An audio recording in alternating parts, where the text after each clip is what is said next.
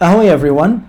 So last time when we created this simple sum function, we realized that to test it, we were actually trying to test with numbers that we've already chosen in advance. Here's how I can run it. Python console, and it's going to tell me that my sum is of 13 and 17 is 30. This is great. But what if this is what you set up? Okay, you set this up in advance. What if you decide to let people test it for you, and you want to ask anybody and everybody to come and say, okay, here's my beautiful simple sum function. I want you to enter any two numbers you want without having to delve into the code. There is indeed a device called the input device, which is another function. You can basically instruct it to ask people to enter some numbers, to enter the first number like that, and this function here is going to allow people to enter, and you will see that in a minute, but it's also going to give you back this value, and this is going to be first num, the first number that you receive from the people, or is going to be just the first num. And I can do the same thing, enter the second number like that. I'm just going to copy and paste quickly so I can make this video short. Enter the second number, and this is my second num, like that. So now if I print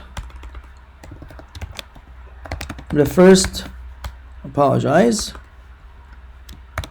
the first num entered, and this is gonna be coming from here, and I could copy quickly and paste, and I'm gonna say the second, and then I'm also going to be referring to the second here.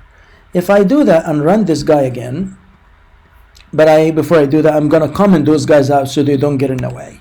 Okay, I'm gonna clear my screen as usual, and then I'm gonna run this. It's gonna say, please enter the first number. I'm gonna enter 20, and the second number is 7, and the answer is two numbers, 20 and 7. Okay, great. This is always as expected. This is really great. And let me put some spaces here like that. Now the idea is to actually test the simple function using these two numbers and see what's going to happen. So this simple function is going to take the first number that we entered from the keyboard, and this one here is going to enter the second number that we entered from the keyboard, that we accepted from the keyboard, and this is going to be my sum. Okay, so I'm going to have to run this one more time. Okay, and here is saying please enter the first number. My first number is 20, second number is 7, and we did not print the sum, so what we need to do is to actually print the sum of the two numbers entered is like that, and here we can say this is my sum. All right, so now I'm gonna run this one more time. First number is 2, second number is 7, and as you can see, the sum is 207. That is just ridiculous.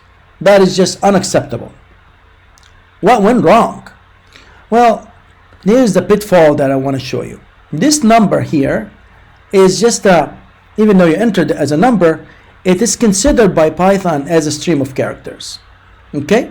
And this number here, even though it's number 7, and it looks very clear to your eyes that it is number 7 here, and it's just the idea here for Python is to see it as a stream of characters, and Python takes these two guys and just create 207, put them together like that. But that's not how I want to do it. I want to add those two guys as mathematical numbers with a mathematical operation. Here's what I need to do. I need to convert this guy that I received from the keyboard to an integer, which is basically a number that could be positive or negative or a 0. And same thing is going to be done here, like that. And it seems like I've forgotten one of those, right? No. Okay, so now I entered I ended up wrapping this stream of numbers by something called an int, which is essentially a function that would just convert this guy into a number or an integer. And I did the same thing for the first one here. And now if you think we're done and we should be getting 27, I think you'll be within your right to feel that way. 20 and 7, and as you can see, the sum here is indeed 27. By basically making sure that you convert these stream of characters you accept from keyboard into integers, then you're basically allowing Python to treat them as integers and use whatever the function is doing. The function is using this operator here, the plus operator, to add these two guys up. Therefore, you're going to be getting that. Let me try to run it one more time. So I'm going to enter, I don't know, 23, 13. That should be giving me 36. Indeed. I'm going to clear my screen one more time, and I can try it one last time. Minus 20 and 301. This is just going to give me, if you take 20 from 301, it's just going to give me 290, which is exactly the proper result. That's it. Thank you so much for watching.